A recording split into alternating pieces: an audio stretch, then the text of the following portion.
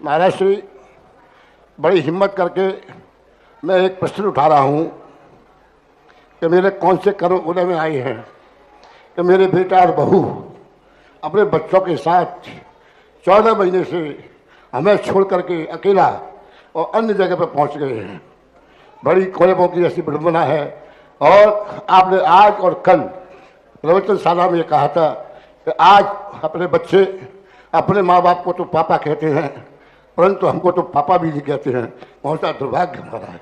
हो सकता है कि मेरा बेटा यहाँ हो तो मैं उसे गले से लगा बचाता हूँ और उससे कहता हूँ कि मेरी सारी गलतियों को माफ़ कर दे, लौट के बेटा घर पे आ जाओ बहू के लेकर के। यही ये जो कहलाता है कर्मानुराग कहलाता है। अभी गुणानुराग की चर्चा चली थी। ये कर्म का जो अनुराग है, ये घर घर की कहानियां हैं। ये हमारे किए हुए कभी हमने अपने माँ बाप का, कोई जरूर नहीं कि इस भाव में हो, अनादर किया होगा। माँ बाप के अपमान को कोई दिल लगा लिया होगा। आज प्रातःकाल का प्रवचन दिया था, माँ बाप से कभी सम्मान की अपेक्षा की होगी, उसका परिणाम ये निकला। ये तो आपके लिए है। बेटे के लिए ये है कि निश्चित समझना, आज जिस तरीके से तुम्हारे बेटे के आंख में आंसू हैं, कल यही आंसू कल तुम्हारी आंख से निकलेगा जब बेटा होगा। वो कहीं जाने वाला नहीं है। लेकिन जब तक तुम चेतोगे तब तक तुम्हारे पिताजी तुम्हारे हाथ से जा चुके होंगे। इसलिए हमेशा चेतना चाहिए। एक छोटी सी कहानी के बाद तुमसे जवाब दे दूंगा, क्योंकि सारे भारत की बहुत बड़ी समस्या का समाधान है। एक बेटा कलेक्टर और कमिश्नर थे। दोनों ने सासू बहू को निकाल करके एक फार्म हाउस पर रख दिया। वृद्ध माता पिता थे, मिट्टी के बर्तनों में खाना पड़ता था। एक दिन वो लोग देखने गए, उसी दिन मिट्टी के बर्तन फूट गए माँ से। तो जो बहू थी, कमिश्नर थी, उसने बहुत खरी खोटी सुनाई और छोकरे से कहा, ये पैसा ले जा 500 रुपया और तेरी दादी को पुनः बर्तन ला के दे दे मटके के, मिट्टी के। बच्चा बहुत होशियार था। बच्चे ने गया वहाँ तो कुमार से बोला, साहब माने एक जोड़ी बर्तन लाने को कहा था, वो 2 जोड़ी लेके आ गया। तो 1 जोड़ी लेकर के, बेटा 2 जोड़ी क्यों लाए? बोले 1 जोड़ी तो दादा दादी को और 1 जोड़ी में सुरक्षित रखूंगा। जब मम्मी पापा आप बूढ़े होगे तो मैं आपको इन्हीं में खिलाऊंगा और इसी फार्म हाउस में रखूंगा। इसलिए कहीं मैं भूल आपका ओरिजिनल बेटा हूं ना, तो कहीं मैं भूल नहीं जाऊं कि मम्मी पापा को बूढ़े होने के बाद ऐसा खिलाया जाता है, ऐसा रखा जाता है और ये फार्म हाउस मच्छर वाले फार्म हाउस में रखा जाता है। कहीं मैं भूल नहीं जाऊं, मम्मी इसलिए मैं लाया हूं, इसको रखूंगा। वृद्ध माता पिता को यह सामग्री दी जाती है। कलेक्टर और कमिश्नर की तो हवा खसक गई कि हमारा बुढ़ापा ऐसा गुजरेगा।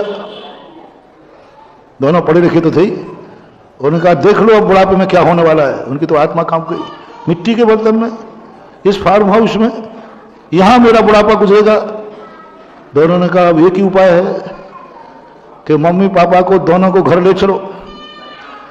और बड़ा सम्मान होने लगा, बहुत बढ़िया। और बेटा के बुढ़ापे में बहू, देख बूढ़े में मम्मी पापा के पैर दबाए जाते हैं। सवेरे उठ करके अपने भोजन के पहले उनको चाय नाश्ता, सवेरे पैर छू जाते। सब सास ससुर सोचते हैं, एक दिन में ये चमत्कार हुआ कैसे, ऐसा क्या हो गया? दोनों कहते, बेटा बहू में ये परिवर्तन कैसे हुआ? तो ससुर साहब कहता है कि एक बात ध्यान रख, वो जब भी अपन को भोजन कराती है, बहू पैर दबाती है, तो नाती को जरूर बुला लेती है। बेटा याद है कैसा है, गरम गरम हलवा, सब रहने लगे। तो एक दिन दादाजी ने पकड़ लिया, बेटा क्या बात है मम्मी पापा? तो नाती कहता, दादाजी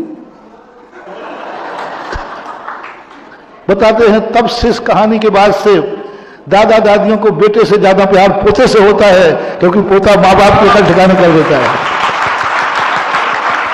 तो मेरे बेटों से मेरा कहना है कि आपके साथ जो आप कर रहे हैं, कल यही हर्ष तुम्हारा होगा। आज इनके पास तो गुरु महाराज हैं, इनको सांत्वना दे दी, तुम्हारे कर्म का उदय आएगा तो शायद सांत्वना देने वाला भी नहीं मिलेगा। इसलिए इस प्रकार की दशा जो बच्चे कर रहे हैं, ये आज नहीं चेतेंगे, कल चेतेंगे जब इनको वृद्धाश्रम में डाल दिया जाएगा और इनके बेटा बहू आराम से गार्डन में घूम रहे होंगे। टिट फॉर टैट, जैसा करोगे वैसा भरोगे। दादाजी आपका बच्चा हो तो वो सुन ले, बाकी आपको आशीर्वाद है।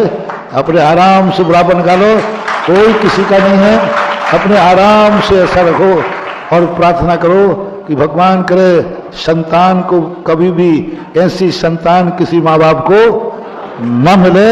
ये भावना भाव, ऐसी भावना भाने से तुम्हारा कर्म कर सकता है, हो सकता है परिवर्तन हो जाए और ऐसा काम हो जाए।